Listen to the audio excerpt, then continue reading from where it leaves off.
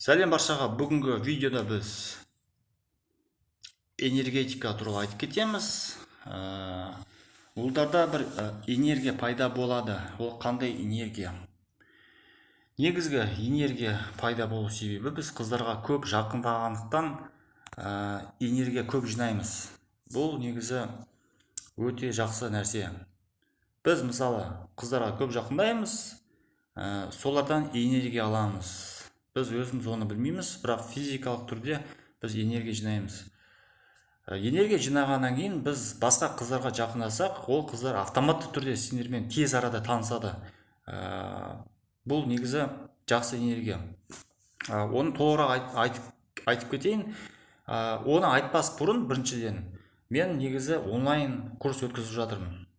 Онлайн курста сендер маған сұрақ қоясыңдар, негізгі керек сұрақтар қоясыңдар, мен соларға жауап берем, және ұнаған қыздарым болса соларға негізі жоба құрастырамыз. Мысалы сендер сол қыз сендерге ұнайды, сендер олармен кездескілерің келеді, бірақ айта алмайсыңдар, не істеймін, қалай істеймін деген сұрақтар көп туады. Көптеген адамдар комментарийға жазып отыр, жеке жазып отыр WhatsAppқа.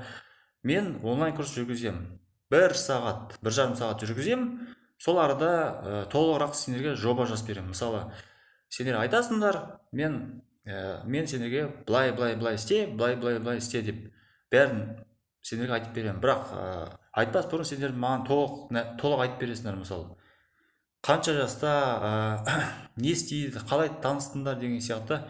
Мысалы таныс болса таныс болмаса не істеймін деген сияқты көптеген сұрақтар айтасыңдар. Мен соны естіп сендерге толығымен айтып беремін. Негізгі онлайн курс негізі ақылы. Ол 1,5 сағат, 1 сағат болады. Не бары 5.000 теңге. Және соны төлегеннен кейін бірінші, сосын мен онлайн өткіземін. Сосын сол арада WhatsApp-пен тегін маған жазып тұрасыңдар әрі қарай. Мысалы былай істедім, былай жақсы болды, немесе былай болмады деп. Мысалы соны кеңес сұрайсыңдар, мен сендерге тегін WhatsApp-та жазып тұрамын. Әрине көмектесем. Сол негізі хабарласамыз, онлайн курс жазыламыз.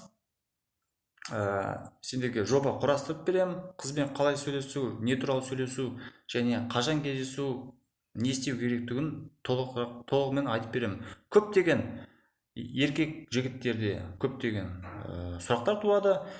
Қалай істеймін, қалай жақындаймын, не істеймін, маған ұнайды, мен жақындай алмаймын, күнде көремін оны деген көптеген сұрақтар туады. Коллегам болсын, досым болсын, далада танысқан қыз болсын, бәріне мен сендерге жоба сызып беремін. Сол жобамен біз жұмыс істейміз. Әртүрлі жоба, бұл жақта мысалы жұмыста болсын, далада болсын, әртүрлі жобамен жұмыс істейміз. Сол жобаны іске асырамыз. Сол негізгі онлайн курс. Сендерге айтарым, осы темада біз энергетика туралы айтып жатырмыз, соны жалғастыра кетейік. Энергетика, мен сендерге айтып кеткендей, біз көп қыздарға жақындасақ, біз энергия тартамыз өзімізге. Бұл магнит сияқты энергия. Өйткені біз, мысалы, неге біз қыздарға жақындамасақ, сөйлеспесек, біз қызға тартылмаймыз. Олар сезіп тұрады негізі.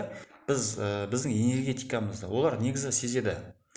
Біз мысалы далада 1000 қыз, 2000 қызға жақындасақ, онда 1000 болмасын, 2000 болмасын, 100-200 қызға жақындасақ бір айда, мысалы күннен бір 10-15-20 қызға жақындап бір 2-3 минут сөйлесек, онда сендер бір айда күшті энергия тартасыңдар. Сосын ұнаған қызға жақындағанда, ол қыз сендерді бұрыннан танитын сияқты болып тұрады. Сендермен тез сөйлесіп кетеді, номер тез береді, тез танысады. Сендерге оңай болады. Өйткені сендер бір жағынан энергия тартасыңдар, бір жағынан тәжірибе жинайсыңдар. Сол негізгі энергияның принципі. Және де осы темаға қоса отырып, қыздың артынан ешқашан жүгірмейміз, және кафеге бірінші кездесуге апармыз. Қанша рет мен еркек жігіттерге айтам, көбісі қате жасап отыр қазіргі күнге дейін. Олар білмейді.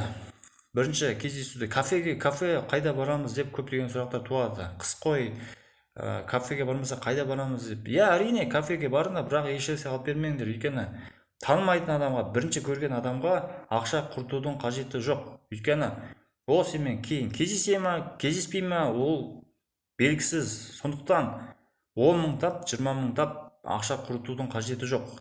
Әрине, жақсы көрген қызға құртыңдар, сөйлесіп, сендер іздейтін, оларға енді сөзім жоқ.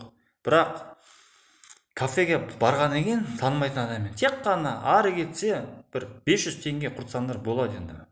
Не бары 500, енді қатты құртқыларың келсе енді 1000 теңге құртыңдар. Чайы бар, там кішкене жейтін бір нәрсе, пирожныйлар бар деген сияқты, сонда алыңдар болды. Қыз айтады, айту мүмкін, мысалы чайка қыздар, жеңіл ойлайтын қыздар айту мүмкін. Неге тамақ алмаймыз, неге мен келдім, бекер уақыт өлді деп. Өйткені сол кезде сендер қыздарды біліп аласыңдар, қандай қыз екенін. Өйткені олар тамақ үшін келеді, түсінетін, жақсы көретін, іздейтін қыз ешқашан өйтіп айтпайды. Олар негізі өздері төлеу мүмкін, немесе үндемей күліп отыра береді. Айтады, ешнәрсе жемеймін, ешнәрсе алмай ақ қой, мен тек чай ішемін, болды, мысалы, жай отырамын сенімен бірге деп. Сөйтіп айту мүмкін. Бұл негізі өте жақсы қыздар. Сол негізі қыздарды біліп аламыз. Чайка қыздарға бетіне қатты айтамыз, өйткені олармен қатты сөйлесу керек. Тамақ ішнесе алып бермедім, мен бекер келдім десе, онда сендер айтыңдар. Мен серьезно жүрген қызға ғана алып беремін, мысалы, ұнаған қызға. Сен маған негізі ұнамай тұрсын деп бетке айта бердіңдер. Мен чайка қыздарды ұнатпаймын дей саласыңдар, болды.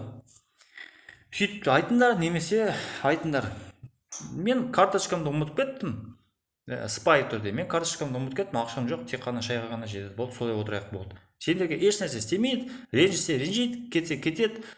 Олар негізі тамақ үшін келіп тұрған жоқ, сендерді көру үшін. Негізі тамақсыз-ақ оларды қызықтырса болады. Негізі тамақ деген ешқандай қатысы жоқ. Негізі бәрін алып беріп үндемей отырсаңдар, қызықтырмай отырсаңдар, онда екінші жолы ол қыз кездеспейді. Ол сендерге байланысты, негізі қызбен танысу тамаққа байланысты емес. Қанша оларға подарка алып бересіңдер бірінші кездесуде, аюлар сыйлайды көбісі, мен соларды түсінбеймін. Бірінші кездесу, екінші кездесуде аю, гүл, сөйтіп біздің менталитет па, біздің менталитет емес, негізі бүкіл әлем бойынша кішкентай кезден кино, менталитет болсын, барлық жерде біз кішкентай кезден сөйтіп үйретіп қойған бізді. Гүл сыйла, подарка бер, көп ухаживать ет қыздың артынан.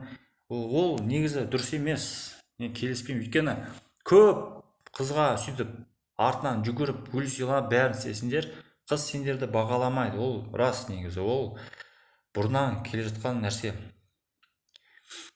Өйткені мен өзім жақында тәжірибе қылдым, өзімше 2 қызды алдым. Бір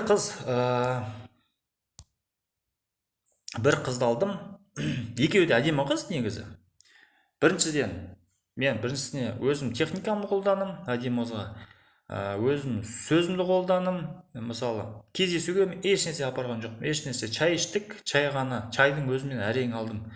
Ол шөлдедім дегеннен кейін мен ала салдым. Негізі мен ешнәрсе кафеде алмаймын, просто жай отырам, бір кішкене шыны чай, кофе қойып, сөйлесіп, тек қана сөйлесіп отырамын, ешнәрсе тамақ алмаймын. Қыз өзі көнеді, оны біледі. Жақсы сөйлестік, кеттік үйге, мен үйге кеттім. Сосын ол кешке маған звондап, қалымды қалай жеттің, андай-мындай деп сұрап тұр. Өйткені мен оны біріншіден қызықтырдым, негізі тамаққа қарамайды, бәрі техниканы қостым. Сол кезде қазіргі күнге дейін ол қыз маған жазып тұрады. Білмеймін, мен былай неге іздемейсің, неге звондамайсың, көп жазулар келеді. Негізі ондай әрине шаршатады, көп жауап бермейсің. Сосын ол қыз негізі былай айтты маған, жарайды, қоя салайықшы, мен шаршап кеттім сенің артынан жүгіріп деп. Сөйтіп сондай сөз естісе жігіт, еркек, онда ол әрине қуаныш еді.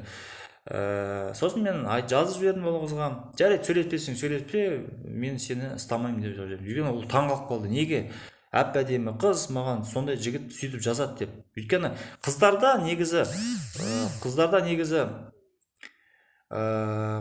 негізі андай не бар да, мысалы ешкім бүйтіп жазбайды. Мысалы әдемі қызға артынан жүгіреді, гүл береді. Мысалы жарайды қоя салайықшы деп жігітке жазса, жігіт деген артынан жүгіріп звондап, ойбай жаным кешірші, былай деп айтады да, артынан кешірші, мен екінші үйтіп істемеймін деп төменгі позициямен айтады да, сол үшін қыздар олар пайдаланады. Әрине оларды игнорlatпайды, етпейді, бірақ пайдаланады да, олар жақсы көрмейді. Сол себептен мен сөйтіп жазып жібердім мысалы. Жарайды, өзің біл, ұнамасам не істеймін енді деп жазып жібердім. Сосын ол деген қыз, ойбай, сен әдейі істеп жатсың маған, неге сөйтіп айтасың, мен сені жақсы көремін ғой, неге сөйтіп айтасың деп сөйтіп жазып кетті. Әлі күнге дейін маған звондап етіп тұр. Бірақ мен оған көп жазбаймын, өйткені уақытым жоқ, шын айтсам. Екінші қызға эксперимент жасадым. Ол қызға мен бірінші күнде тегін Оликстен аю береді ғой. Оликсте арзан бағаға болса да үлкен аюлар, қолданған аю мишка бар ғой, ойыншық, соны сыйладым. Сосын кафеге апардым. Әрине мен ақша құрттым, 7-10 мыңдай құрттым. Бәрін алып бердім, звондадым, таксине салып жібердім. Әрине ол эксперимент болды. Сол қыз екінші күні маған суып қалды. Неге дейсіңдер? Өйткені мен оны қызықтырған жоқпын. Мен тек қана оны кафеге гүл сыйладым, бәрін істедім, бірақ мен оны қызықтырмадым. Тек қана жай отырдым, сөйлестік, кішкене былай қызықтыру ешнәрсе болмады. Өйткені мен әдейі эксперимент жасап көрдім. Басына ол қыз негізі қызыққан, сосын кафе, кукла, гүл деңгейін маған суып қалды. Бұл өте қызық нәрсе, негізі ойға сыймайтын нәрсе. Екі қызбен салыстырсаң, ақша құртпаған қыз менің артынан жүгіріп жүр, ақша құртқан қыз жүгірмейді. Бұл өте қызық. Қазірде мысалы мен эксперимент ретінде жазып тұрам. Неге мені сөйлеспейсің, не болып қалды десе, ол оқиды да маған жауап бермейді.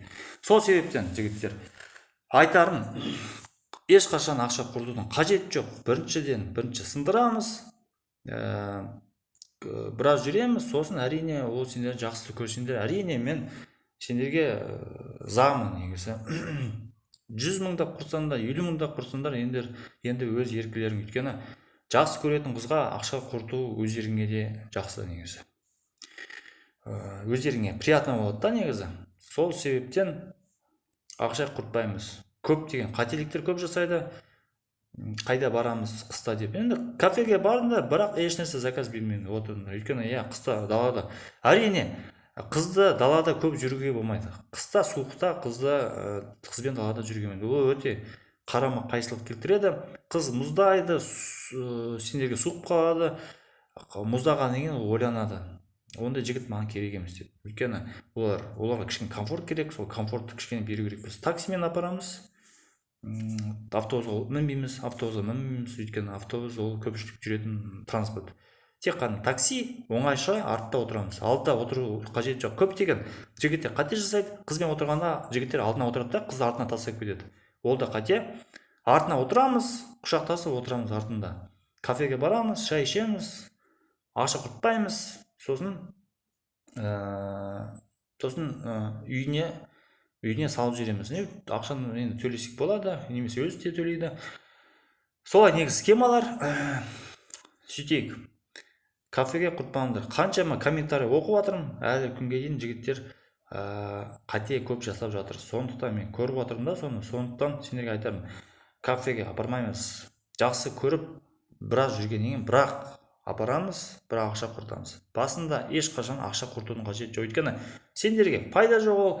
Бір құртасыңдар, бір қызға, екі құртасың, екінші қызға, 3 қызға, сөйтіп сендерден ақша кете береді. Ол еңбек ол. Сендер айлық істейсіңдер, ақша табасына қиналып, соны бір болмайтын, сендерді қадірлемейтін қызға ақша құртып, өздерінің айлықтарыңды құрту деген енді менің ойымша өте күнә деп ойлаймын. Сондықтан ақшаны құртпаңдар, жинаңдар. Әдемі қыздарға құртамыз, сендер жақсы көретін қыздарға құртамыз. Сол себептен сендерге соны тілеймін.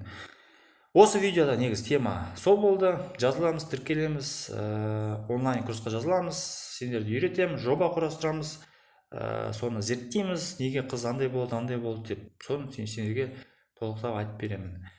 Келесі кездескенше мен тақырыптарды енді көбірек лақтыра бастаймын. Кездескенше.